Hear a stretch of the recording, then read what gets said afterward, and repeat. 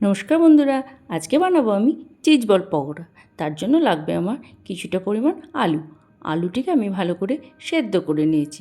এরপর আমি গ্রেটার দিয়ে গ্রেট করে নেব আর দেব কিছুটা পরিমাণ চিজটাকেও আমি গ্রেটার দিয়ে গ্রেট করে নেব। তারপরে আমি এক এক করে মশলা দেব। সামান্য পরিমাণ চাট মশলা, সামান্য পরিমাণ লবণ, চিলি ফ্লেক্স, সামান্য পরিমাণ জিরে পাউডার আর দেব লঙ্কা পাউডার, সাথে দেব বিস্কুট গুঁড়ো, কিছুটা পরিমাণ কর্নফ্লাওয়ার আর দিয়েছি 2 চামচ মতন ময়দা। আমার ভালো লাগে বলে আমি দিয়েছি গরম মশলা। সমস্ত কিছু দিয়ে আমি ভালো করে এটিকে মেখে নেব।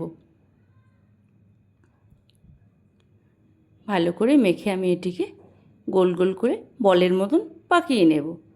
তারপরে আমি কড়াইয়ে দেব তেলটি গরম হয়ে আসলে এক এক করে আমি বলগুলোকে তেলে ছেড়ে দেব। এবার লাল লাল করে ভেজে নেব। কী সুন্দর দেখতে হয়েছে, আপনারাও বাড়িতে বানিয়ে দেখবেন, খুব টেস্ট। টাটা বন্ধুরা।